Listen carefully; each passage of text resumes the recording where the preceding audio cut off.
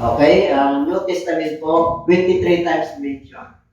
So there is only one po that is God. That is good news. Pag sinabing good news, ang ibig pong sabihin niya, Godspeed. Godspeed. Mabuting balita. Okay, sa ibang version, magandang balita. Pero mabuti po yan. Dahil isa lang ang mabuti. Isa lang ang mabuti ang Diyos kasi lahat po ay magkasama. Pag sinabing Word of God, Diyos ang may author.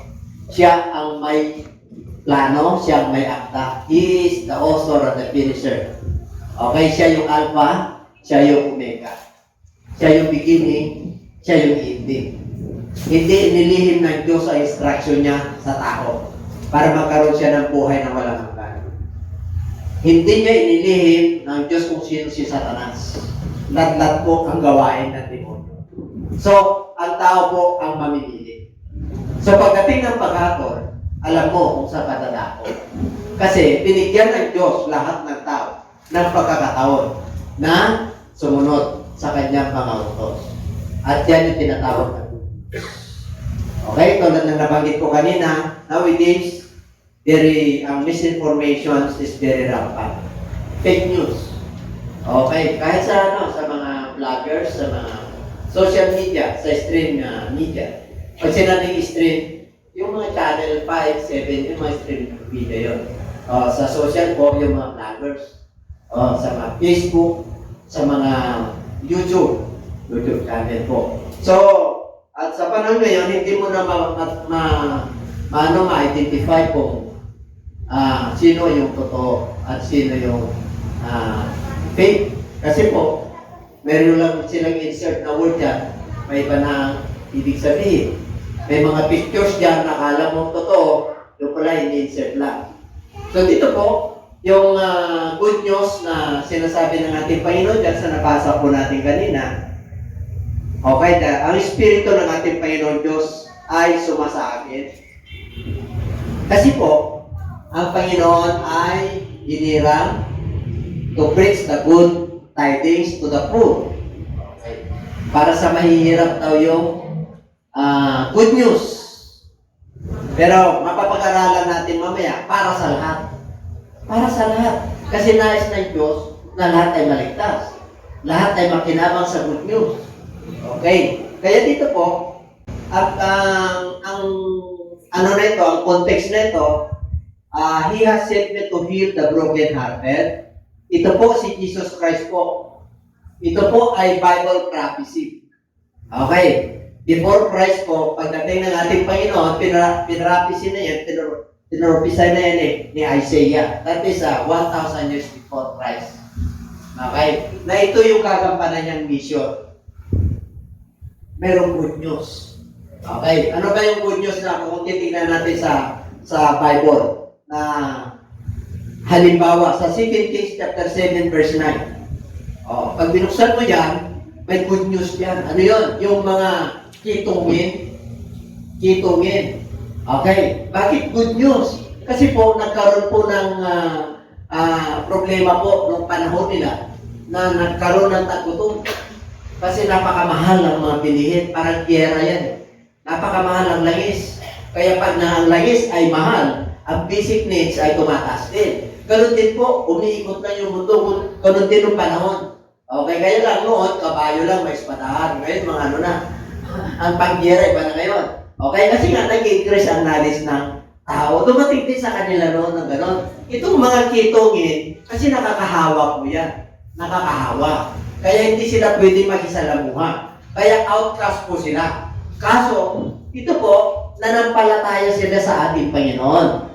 Naniwala sila. Kasi po, yung mga army na ito, yung Assyrian army yata ko yan, kung hindi nagkakamali, talagang yung mga anak ng Diyos, talo po sila in numbers, yung numbers, talagang napakarami po nila. Kaya, dito po, ang Panginoon po, ay nangusap, pati yung commander nga commander ng mga hindi pwede, hindi ako naniniwala dyan. Kasi sa mahal ng bilihin, wala. Kaya nga nung nakita po nila yung mga pagpapala ng Diyos, napakapakan po siya kasi nag-agawan po sila. Pero dito sa kitungin na ito sila naginapang. Alam mo bakit? Tayo kitungin. outcast tayo. Pero ito, nakita nila nagkamatayan yung mga yung mga kalaban eh. Kasi talagang sinabi ng Lord yun eh. Pupuksain ko sila. Sila naniwala. Yung mga anak ng Diyos nagtago. Nagtago. Bakit? Yung army nila, dami. Yung mga kabayo nila, dami. Yung warrior po sila. So nagtago po sila. Itong mga kitungin hindi nagtago. Hintayin pa natin mamamatay tayo rito na nakaupo na lang na walang ginagawa. Wala kang ginagawa. Pinakita naman natin, nagkakainan lang. Ang dami silang kayamanan eh. Kasi namatay lahat yung mga pinuksan nila sila ng Lord eh. Sabi niya, sabi ng ibang nag-meeting po sila, 7 yata sila, 10. Nag-meeting sila. Sabihin natin ito sa mga anak ng Diyos na mayroong pagpapala rito. Wala na yung mga kalaban, pinuksan na sila ng Diyos. Kinulo sila. Kaya sila lumayas. Sila mismo nagpapatayan. Kaya yung pagpapala ng Diyos, yung mga pagkain ng kalaban ng lahat, yung mga anak ng Diyos puto. Amen? O di, kahit na sila po yung kitungin, pumunta sila, may good news. Yun yung good news. Ano yung good news? May blessing. Kahit na kitungin sila, ginamit sila ng Diyos na pagpapala. Kahit na nakakahawa po sila. Anong ibig sabihin? Tayo po ay makasalanan pa. May good news. Ano yung good news? Sinabanan tayo ng Lord. May blessing na ibibigay sa atin ng Diyos para sa kanila. Yun ang good news. Gagamitin ka ng Diyos, gagamitin yung kamay mo, gagamitin yung paa mo, gagamitin yung labi natin or yung mouth mo natin para sa good news. Sabihin mo, ikaw ang may susi ng good news. Dito siya kasabi. Susi yan. Hindi mo alam, pinagpala ka na ng Diyos. Hindi mo gagamitin ka ng Diyos na kamay mo. Gagamitin ka ng paa mo, gagamitin ng Diyos yan na maging paa niya. Okay? Kaya huwag tayo malungkot. Kasi yung good news na yan eh. Ngayon.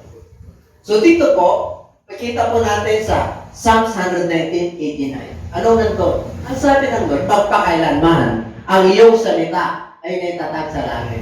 Forever, O Lord, your word is settled from heaven. Ganun katindi yung salita ng Diyos. Pag nanindigan ka dyan, tumayo ka dyan, ay grabe po. Magbago ka, pagagalingin ka niya, pati yung antas ng pananampalataya mo, pag nakita mo yung kapaligiran na negatibo na, ikaw positive pa rin. Bakit? Tumindig ka sa salita ng Diyos. Di ba? Yung iba sabi nila, salita lang ng tao. Hindi salita ng tao yan. Salita ng Diyos. Yung salita nga ng tao, minsan naniniwala ka. Yung promise ng mga kaibigan mo, naniniwala ka. How much more yung salita ng Diyos. Kaya good news nga eh. Amen? Palapakan natin ng Lord. Good news. Revelations 14:6. Anong sinabi po ron? Then I saw another angel flying in the midst of the heaven, having the everlasting gospel to preach to those who dwell on the earth, to every nation, tribe, tongue, and people. Ang ibig ko sabihin, ang anghel. Anong ginagawa ng anghel? Dala-dala niya yung mabuting balita. Anghel po yan. Kaya lahat ng bansa, kahit na ipagbawal nila yung salita ng Diyos, sunugin na nila yan. Every nation, every tribe, every tongue, and lahat ng klase ng tao. May translation sa kanila yan. Kaya hindi nawawala yan. Kasi kung hindi na kayang abutin ng tao, ang Diyos na ang gagawa ng paraan, anghel na ang magdadala doon sa bansa niyo. Baka akala nyo wala sa North Korean Bible. Meron doon. Kahit na nakikinig yung leader nila. Kasi Bible yan, tao ka lang. Pwede niyang ilihin. Kahit na nandyan yung Bible, pwede niyang pulagin yung tao lang doon. Para hindi nila makita yung Bible. Diyan pa ba kayo? Ay dami ng patutuon yan eh. Mga kapatiran, meron nga akong kilala, stewardess eh. Christian siya. Stewardess siya, bawal sa kanila sa Middle East, noong kapanahonan nila, ang higpit ng salita ng Diyos. Ngayon, hindi na mahigpit ka sa Middle East eh. may Dubai na, may Qatar na. Open na po sila na masalita ng Diyos, may free country na. Hindi na ganong-ganong salita ng Diyos doon. Nung panahon nila, 10 years ago, 15 years ago. Ang higpit nun. May dala siya sa maleta. Pero mo yun ang iniwan. Yun ang iniwan. Akala niya, nag-alala siya, ako, labot ako rito, pumutulong babae. Siyempre, pag-alala yun, Christian siya. Nag-ano siya, nag-division siya, malakas ang loob niya. Ano mo ba nangyari? Open up your inopen niya. Kita niya Bible. Pero yung mga yung mga nandun, hindi na nakikita. Sa malita yun, Pwede hindi patingin sa kanila ng Diyos, di ba? Pagsalita na ng Diyos at ikaw ay nag-mission, pwede kang i-espera ng ating Panginoon. Ganun katindi ang salita ng Diyos. Amen? Kaya pag sinabi ko na magbasa kayo ng bukod dyan, magbasa na kayo. Tutat at titis naman yan. Sino nang nabasa rito? Ayan, dumadami na salamat sa Diyos. Pagkakaraan, parang hindi pa pumapasok. Siyempre gano'n yan eh.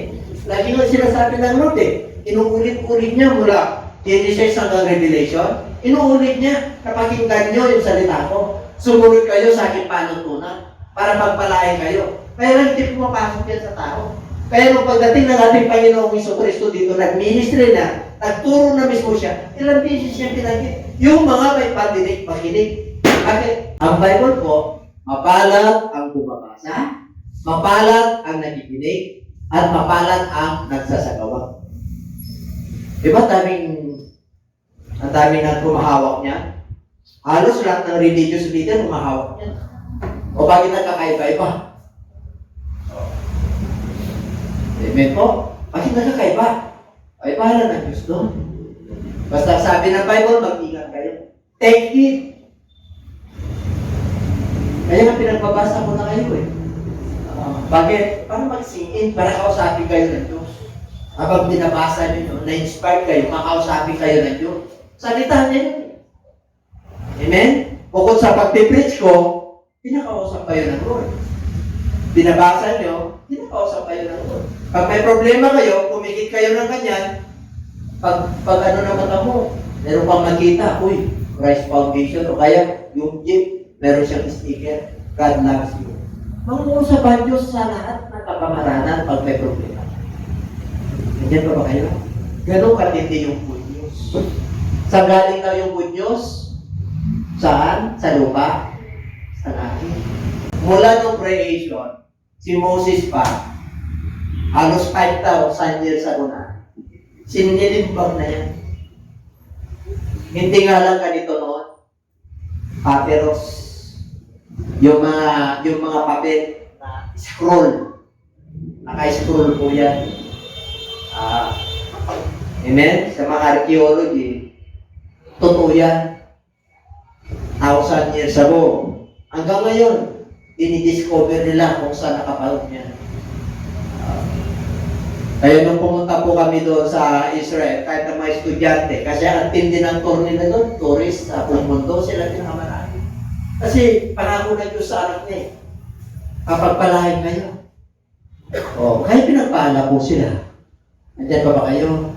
O yung Google sila may invento din. Tatalino kayo naman ang Diyos. Sabi mo siya, katabi mo, talino pa. Ang kinin mo lang, tapos sumunod ka lang. Totoo yan. Pampatalino yung good news. Sinabi ng Lord yan. Gusto mong tumalino? The fear of the Lord is the beginning of wisdom. And His knowledge is understanding. Gusto mo palang tumalino. Matakot ka sa Diyos. Ano ibig sabihin? Give reverence and respect to God.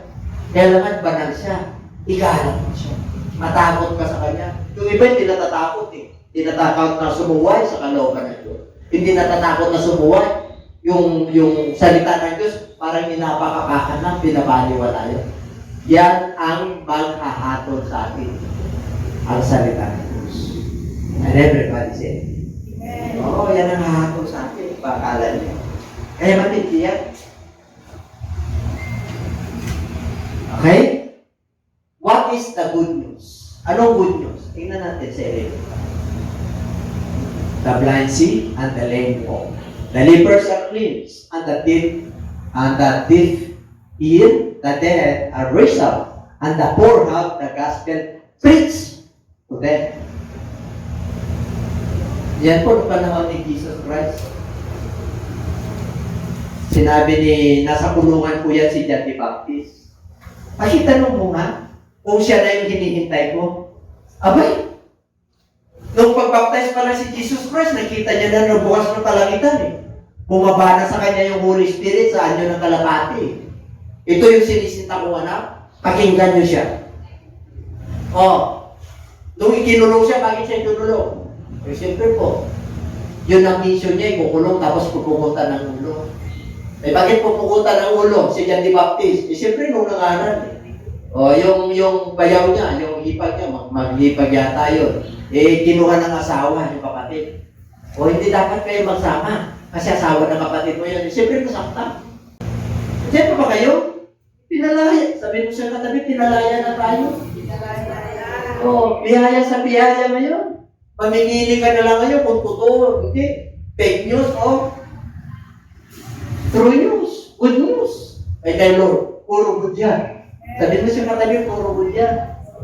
Pero nakakita yung mga bulag, yung mga lumpo, nakalakad, yung mga kituhin, nilinis, yung mga bihin, nakarinig, yung mga patay, nabuhay, yung mga sino mahirap dito? Parang kawawa. Parang iniwan ng lipunan. Ha? Para saan tayong mabuting balita? Kasi sinabing gospel, ebanghelyo. Mabuting balita. Good news. Bridge.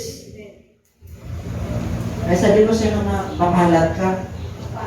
Kasi yung good news nasa ating heart, nasa ating isip, ina-apply na lang natin ngayon. Para yung mga pagpapala ng Diyos, yung word that applied, see, literal, we are applied. But spiritual, maraming blind. Pag wala ka sa Lord, spiritually blind. Dalawang tao, isang buhay sa harapan ng Diyos, isang patay sa harapan ng Diyos. Pag spiritual mo buhay, ibig sabihin, pag ang pananampalataya mo good news, nanggagaling ang pananalig mo sa salita ng Diyos, good news, buhay ka sa harapan ng Diyos. Yung iba, may hininga, pero hindi sila naniwala, spiritually dead sa harapan ng Diyos. Dalawang bisis mamamatay ang tao. Ano yung kamatayan ng tao? Isang physical, isang spiritual. Pero pag mananampalataya ka, isang bisis ka lang mamamatay. At pag natatnan ka ng Lord na mananampalataya at tapat sa Kanya at sumusunod sa Kanya, pagdating ng rapture, hindi ka mamamatay. There is a sudden change in a twinkling of an eye. Papaguhin ito, itong nabubulok, hindi na mabubulok. Immortal ka na. Grabe ang pangako ng Diyos. Kaya daming huminiling na Kristiyano na sana rapture na lang. Alam mo, hindi ko kayo. Rapture na lang.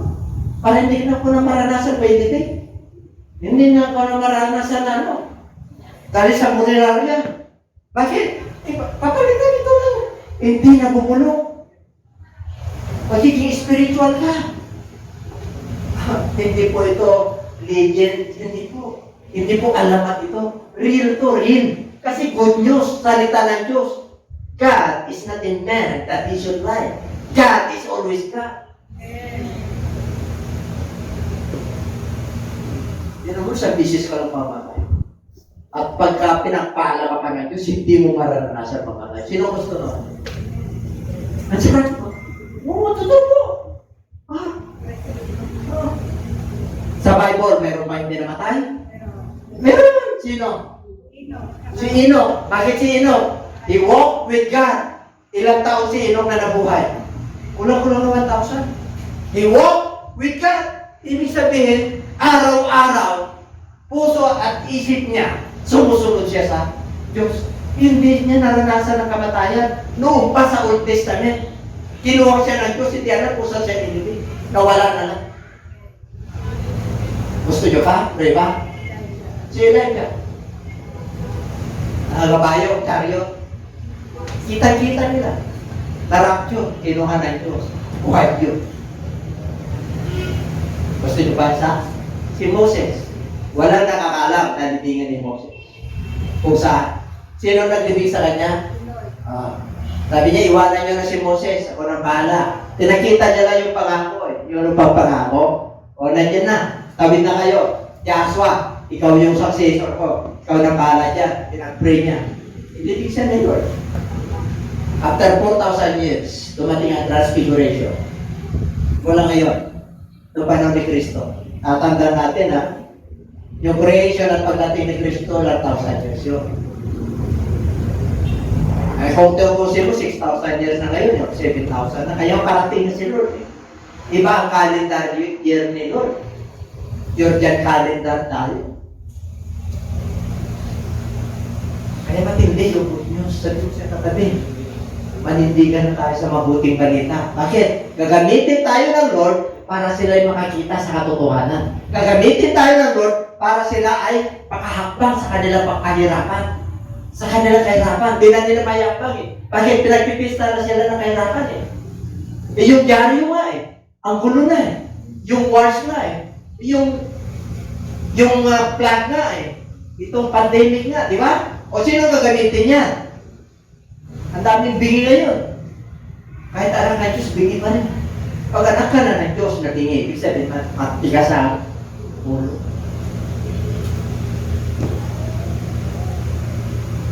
Ibig sabihin, mananampalataya ka na, matigas ang ulo. Ang dami ng mga reminders sa iyo ng Lord. Ginagawa sa buhay mo, hindi mo pa rin pinapasinan. Sabihin mo, panahon na. Panahon na.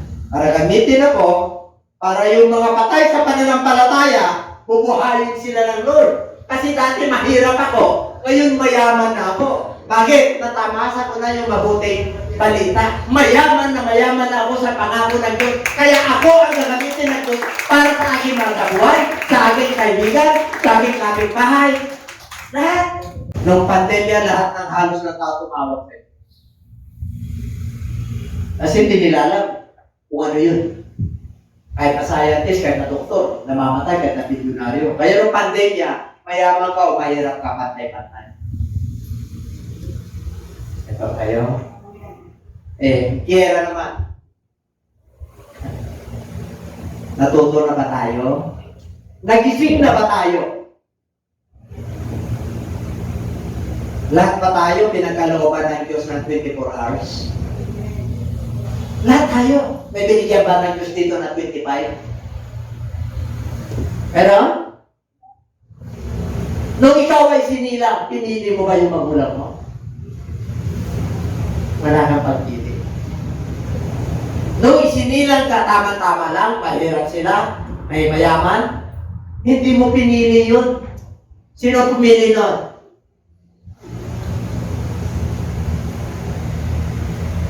Hindi mo mapipili kung anong kalagayan mo. Binigyan ka ng buhay ng Diyos para pagpalay ka ng Diyos kahit na mahirap ka. Ang mahirap, kung binigyan ka ng Diyos ng pagkakataon na pagpalain at mabuhay na maayos at marangal. Nabuhay ka na mahirap, mamamatay ka na mahirap. Sino may problema? Diyos o ikaw?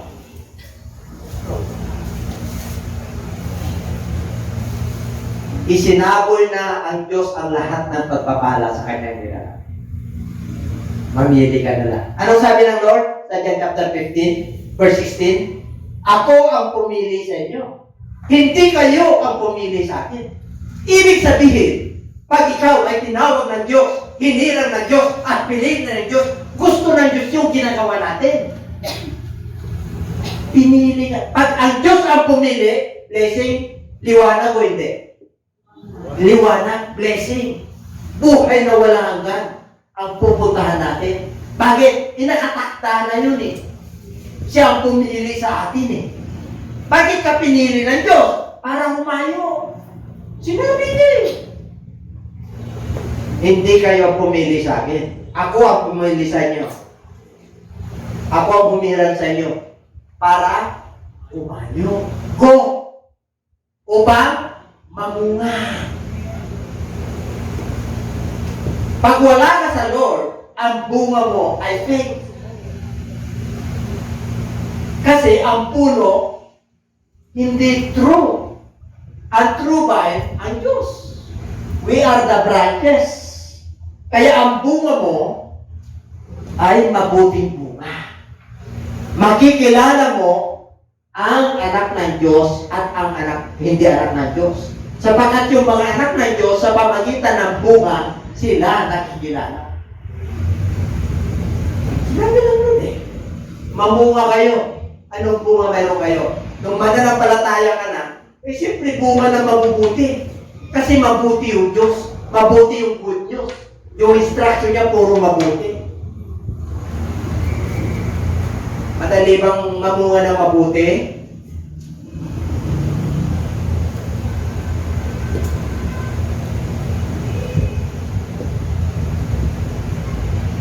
Maluwag ang daan ng kapahamakan. Ibig sabihin na minili ang tao. Ito ang gusto ng Diyos. Ito masigit. Yung tao gusto niya na maluwag. Bakit maluwag? Siyempre, nandun yung comfort. Nandun yung comfort eh. Di ba? Nandun yung comfort. Ay, yung oras ko to. 24 hours to. 24 hours to, oras ko to, akin to. Karir ko, pamilya ko, anak buhay ko, puro ko eh. Sarili ko. Pati, di ba? Puro ko. Para saan yung lumika sa'yo? Asan ang kanya? Kailan ang Diyos magbibigay ng atensyon sa'yo? Kailan? Para magbigay ng atensyon ng Lord. Para pansinin mo siya. Anong gagawin ng Diyos?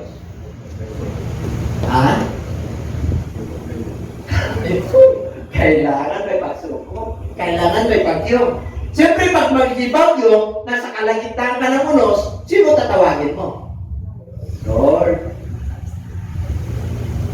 Diba? Kaya pag ang Diyos nagpapansin sa inyo at mananampalataya kayo, magnilay-nilay na kayo. Panginoon, tagal ko na, mananampalataya na ako, alam ko na yung liwanag, alam ko na yung good news eh. Hanggang ngayon, bulag pa rin ako.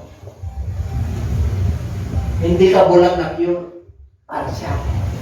Meron kang kakarakan. Amen? Ang gusto ng Lord, yung liwanag ay buo. Kasi kitang-kita mo yung pangako ng Diyos. Alam mo yun na yung direksyon mo kahit na may mga sacrifices. Pero ang Diyos, nandun yung crown of life. Nandun yung reward ng Lord. Alam niyo po, sa totoo lang, pag mananampalataya ka, yung heads mo, ano yung heads? Yung lamang mo sa mundong ito, parang nakatayo ka. Kitang-kita mo yung nangyayari. Sinabi ng Lord, advance ka. Kaya yung pangalan ng Diyos, matatalino yan. Kung ang tao marunong tumanaw ng utang na Lord, ang Diyos kaya. Sabi mo sa katabi at tindi mo. Paano ka mag-withdraw kung wala kang dinideposito? Ang dami mananampalataya, gusto na mag-withdraw. Wala dinideposito. Pag once na ikaw ay nag-deposito, kailan ka mag-withdraw? Anytime. Emergency fund. May calamity. Call unto me and I will answer you. Amen. And I will show you mighty things that thou knowest not. Anytime you can withdraw. Panginoong Diyos, yung anak ko, nasa malayo. Ingatan mo siya, Panginoon. Yun yung withdrawal mo. Kikilos ang Diyos kasi nakita ng Diyos yung ginagawa mo para sa Kanya. Nung nag-ministry na siya, okay, pumunta siya sa templo. Ito yung binasa niya. Doon sa Book of Isaiah 61. Kinot niya rin. Si Jesus Christ na to, fulfillment. Siya na ito. After 1,000 years, tumating si Kristo sa templo. Ibinigay sa kanya yung salita ng Diyos, yung scroll. Ito yung binasa niya. The Spirit of the Lord is upon me, because He has anointed me to preach the gospel to. He has sent me to heal. Pinadala niya ako para pagalingin ang mga broken hearted. Di ba maraming broken hearted ngayon? Gusto ng Lord buuin yung mga broken pieces nila. Nabuo ba tayo? Nabuo ba tayo? Ano? Nabuo ba tayo? Nabuo tayo. Ay, hindi nga natin alam kung saan natin hanapin yung salamin ng buhay natin. Buo na yung salamin natin, brothers. Buo na. Pag nag-video ka kay buo na. Hallelujah, salamat po. Ang gwapo ko pala. Dati pag tinignan ko sa salamin, para akong monkey. Nung napasinod kasi akala mo, imahin ka ng monkey. Kasi akala mo, kawangis ka ng monkey. Di ba? Ay, nung nakanood ka, nakawangis ka na niya. Kaya sabi mo sa katabi, guwapo ka. Huwag mong sisihin yung sarili mo ng bakit naman itayang nanay, bakit ito kilungkot ba? Hindi mo alam na ang ganda ng ilong mo. Pag pumunta ka sa matatapos na ilong, ikaw yung kaparo. Ikaw yung kikita. Ikaw yung most beautiful girl. Ay, alam ko, ang Diyos ay Diyos. Kaya wag yung iano yung lahi ninyo. Ay, magpasalamat tayo. Sinabi ng hindi. Lahat ng bagay pasalamatan mo. Kung sakali man naglalaglagan na yung kilay mo dahil may edad ka na. Magpasalamat ka sa Diyos, may kilay ka pa rin naranasan. Ay, yung iba nga wala na, Mona Lisa na, bata ka lang. Ay, daming blessing ng Lord kaya. Ay, sabi ko sa inyo eh. Ito ang matindi. To proclaim liberty. Sister Liberty. Proclaim mo na. To the captives, yung mga nakaka-captives yan na yun. Nabibihag. Recovery. Pagdating sa recovery, may sit to sit at liberty to those who are oppressed. Yung mga nabibigatan, hirap na hirap sa buhay, kapatid mo, asawa mo, hirap na mananampalataya ka, nakalaya ka, pinalaya ka ng Lord. Sabihin mo sa kanya. Preachhan mo siya. Darling, magising ka na. Tulog ka eh. Ako gising. Gising ka ba? Oo naman. Kaya nga, naunawa. Ha? Kahit na amoy chiko ka, pinagpipilitan. Sana isang araw hindi ka na amoy chiko. Amoy payapas ka. Umaasin ka kasi hindi ka sumusunod eh. Sa tingin ko talaga, kahit na sa Lord ako, parang yung mukha mo, parang kumukulo mo. Sabihin mo sa kanya. Hindi ka nangangaral eh. Pangaralan mo siya. Pati anak mo, pangaralan mo. Kumusta ka na? Dapat nagkukumusta kayo. Dami tayo matututunan sa Lord. Grabe itong good news na to. Sige. Who is the good news? Sino yung good news? Para makumpleto ka sa buhay mo. Ito. And the Word became flesh. Yung word na yan, yung nagsalita in the beginning, God, Espiritu po yun. Gumawa. Nagkatawang tao, para pangaral niya sa atin. O, nakakita ka na. Ikaw hindi ka na mahirap. Ikaw hindi ka na patay. Buhay ka na. Kaya mag-proclaim ka na ng liberty. Sabihin mo sa mga tao, ito ang good news. Na ito yung mabuting balita. Ito yung gusto ng Diyos na maligtas tayong lahat. Yun ang good news. Amen? O. Punong-puno siya ng biyaya at katotohanan. Si Jesus Christ po yan. Tuloy.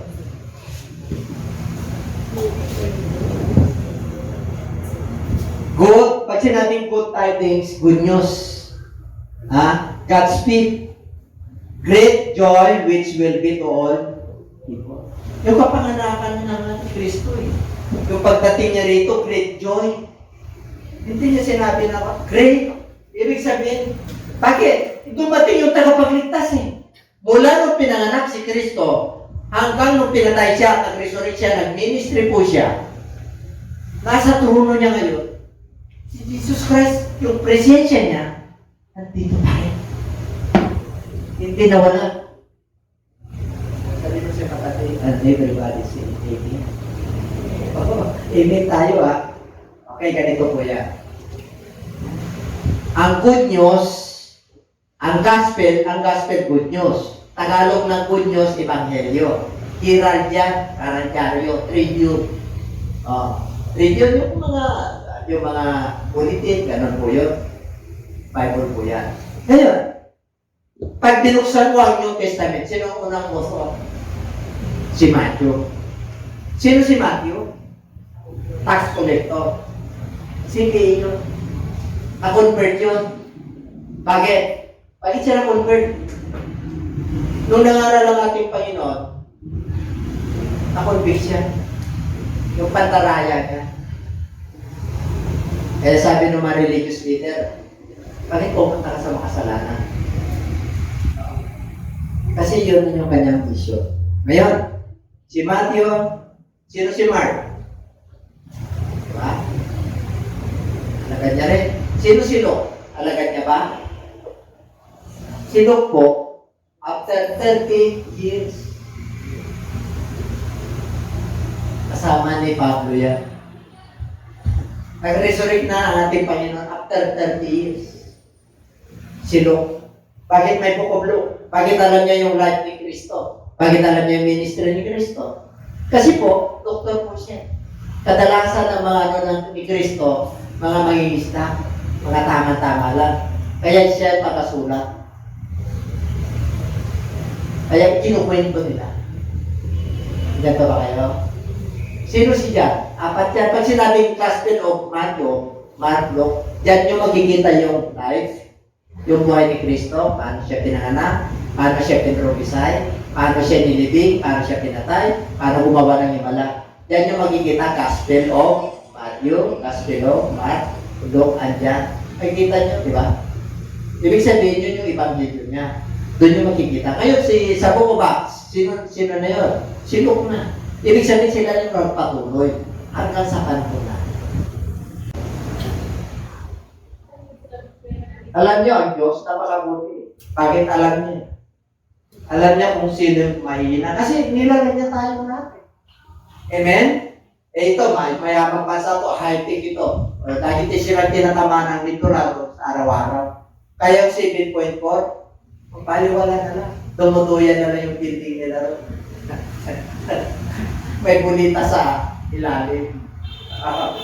Ang galing, no? Meron naman building dito sa Pilipinas na may bulita sa ilalim. Wala. Kasi high-tech sila doon eh. Meron na rin, pero hindi pa gano'ng Hindi lahat ng yung mga nila, bibigay nila. May naka-reserve. Tatandaan nyo, wari mayaman pa sa may na-develop pa sa atin mo. Diyan pa ba kayo? Pero yung katotohanan, hindi sinabi ng Lord na akin na yun. Isaboy mo sa lahat ng tao. Para pag makinabang sila, kung gusto nila pagpala, hindi sumunod sila. Kung hindi, yung masumuwa, yung may paghatol. Ayun may paghatol eh. May judgment. Amen? Akala nila pag judgment din, yung mga ginagawa ng kayo, hindi naman nakikita niya. Yan. Hindi siya. Yung business ko, hindi naman nakikita.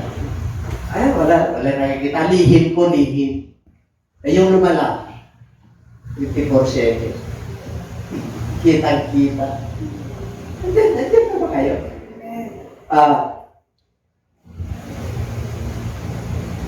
The next day, sino raw yung good news?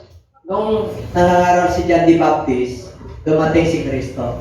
Tingnan nyo, yung kordero ng Diyos na nag-alis ng kasalanan ng sanlibutan. Sino raw nag-alis ng kasalanan ng sanlibutan? Si Jesus Christ. Siya yung good news. Kaya pag si Jesus Christ nasa puso at isip mo, kumpleto ka na. Sabi mo sa katabi, kumpleto ka. Kahit na wala kang isasaing mamaya, kumpleto ka.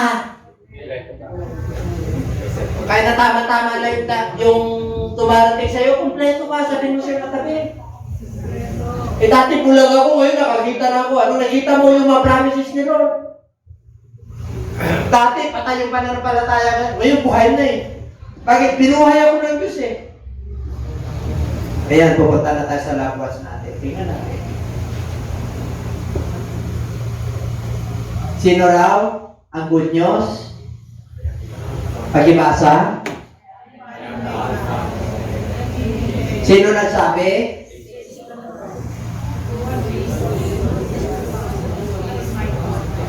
Noon, ngayon, kung darating pa, siya magpakailanman, siya makapangyarihan. Diyos. Diyan tayo nakasandal. Kaya sabi mo matatag ka.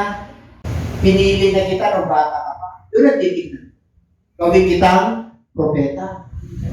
Kung anong sabihin ko sa iyo, sabihin mo sa kanila. Ako ang kikibak, ako ang magtatay. Biro mo. Pagkasama man Diyos. Oh.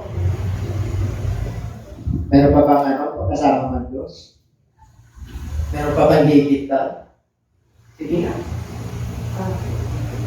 Good news eh. Ano pa? Ito na. Pagibasa? O, tingnan natin. Then the angel said to them, do not be afraid, for behold, I bring you good news of great joy, which will be... Nalala niyo ang ating Panginoon. Sabi nung gusto kong pag-arihan, mayaman. Nagawa mo na yung bumutos na Diyos sa sunod. Nagawa ko na. Ano sabi na nun? May kulang ka. Ano yun? Muwi ka, ibenta mo yung ari-arihan ko. Bumalik ka, bigay mo sa manihirap, tayo pinagtintahan. Applicable pa ba hanggang ngayon yun?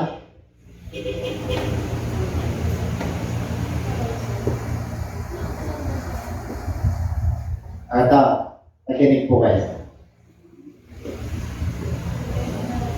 Ang yaman doon yung salita ng Diyos. Wari mahirap ka. Mahirap ka kung kalin mo yung yaman ng Diyos. Basahin mo. Wala kang Bible, sabihin mo sa akin, bigyan kita, ikaw pinakamayaman. Hindi pinapansin to. This is a mystery. Hiwaga to. Pag nakasunod ka rito, at ikaw yung kinahabagan ng Diyos, na gamitin ito para ma-enlighten yung tao, nasa iyong susi ng kayamanan ng kalangitan. Sabihin mo siya katabi, yaman mo. Sabi ng Lord, o nagawa mo na. Sabi niya, yung binata ay umalis, malungkot, bakit? Nanghihinayang siya. Ano sabi ng Lord? Mas maigi pa yung kamilyo na pumasok sa butas ng karayom kaysa yung mayaman na pagharian ng Diyos. Tanong, madali bang pagharian ng Diyos sa mayaman? Mayaman eh.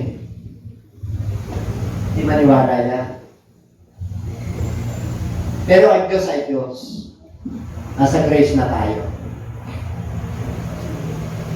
Para sa lahat. Tingnan mo anong ginawa ng Panginoon. Nag-resurrect na siya, di ba? Nasa throne. Di ba, good Diyos, tingnan mo, daming mayayaman ngayon. Na fellowship. Di ba? Ang dami. Pinagkakarayan sila ng Lord. Bakit? Dami rin sila problema. Mas matindi ang problema nila. Kaya ang gospel ay para sa lahat. Na kaya nga sabi ng mga lagat, kung yung pamilya hirap pumasok, paano papasok yun? Para po yun. Ibig sabihin, ang tawag nun, sa saying, hyperbole, or statement, yung pinakano lang yan. Kung baga sa exaggerate hyperbole. Spiritual kasi yun. Pero sa totoo lang, pero sa Jerusalem, yung gate na yun. Yun yung nilalarawan natin. Ngayon, the word is God sent to the children of Israel, preaching peace through Jesus Christ. He is the Lord of all. Kahit na mahirap o mayaman niya yun, pinaghaharian ng Diyos. Kaya lang, ang nakakalamang sa mahirap, wala ka nang pupunta sa Lord. Ang mayaman kasi, kapag mayaman ka, medyo yung iyong contrite spirit, pag nanalangin ka, kasi marami ka pa. Pero pag walang-wala ka na mabigat na, yung paglapit mo sa Lord, luluha ka na talaga. Bumibigay na yung kaluluwa mo. Kasi wala ka nang pupuntahan. Kaya sabi mo sa katabi, mapalad ka. Di ba pag may tinagugutan ng tao, tumatalino? Lumalakas ang kanyang loob. Pag may tinagugutan siya, naiba yung kanyang pananaw sa buhay. Kaya pag may problema ka, nagpapapansin ng Diyos. Lumapit ka sa akin. Okay? Siya ay Diyos para sa lahat. Anong mabuting balita? Forever, brethren, I declare, ito yung good news. Ito yung pinangaral ko sa inyo, ito yung tinanggap ko, dito ako tumatayo, dito ako nananalig. Sabi ni Pablo sa mga Korinto. Ito naman yung, dito kayo naligtas sa good news na to. Saan kayo naligtas? Yung good news, yung pananampalataya. If you hold fast that word which I preach to you, kung tatahan kayo, kung maniwala kayo sa pinangaral ko sa inyo, unless you believe in faith. Marami mo hindi naniniwala sa salita ng Diyos. Marami hindi naniniwala. Yung iba naniniwala, mapakaw lang. Kaya sabi mo sa katabi, lagi tayo sa atin. Basahin na natin ang pukot dyan. Amen? Okay, pala pa natin ang ating salita. Alam ko, halos 20 na verses yan, 27. Atusin na talaga. Inato kayo? Okay pa nang tayo, good news eh. Pag good news, ayaw ng kaaway. Sabi mo sa sarili, ikaw ka gising. Good news kasi yan eh. Good news eh. Ayaw ng kaaway na makuha mo yung good news. Kasi pag nakuha mo yun, yun ang sikreto para pagpalay ka na Diyos. 3. Ito yung sasabihin ko sa inyo. First of all, that which I also, ito tinanggap ko sabi ng Apostol Pablo. Ano yun? Si Kristo ay sa ating mga kasalanan ayon sa kasulatan. Siya ay inilibing at siya ay nabuhay na maguli sa pangatlong araw ayon sa kasulatan. Tatlo yan. Siya ay namatay, siya ay inilibing. 5. Ito. Tatlo. Siya ay nabuhay na muli. Yan yung gospel. Yan yung papangaral natin. Kailangan, sabihin mo ba, mamatay ka? Hindi. Magsisi ka. Kamatayan ni Kristo yan. Kailangan ilibing ka, magpabaptize ka. Kasi para mamikonisyon ka sa Diyos, kasi lahat tayo nagkasala. Yun yung para ng Diyos, dugo ni Kristo yung larawan ng bautismo sa tubig. Dugo ni Kristo yan. Kaya tingnan nyo pag nababautismo ng tao sa pangalan ni Jesus. Umiba yung itsura niya. Kadalasan, ang pangit niya. Pero pag-ahon niya, wapo. Bakit? Lahat ng kasalanan mula ng bata. Kaya sabi mo sa patabi, wapo ka ha. Pinatawad ka ng Lord. Kaya yung iba pa hindi na papabaptize, magpapabaptize na para magiging wapo. Meron pa ba? So then, para sa kanila, it was revealed that not to themselves, but to us.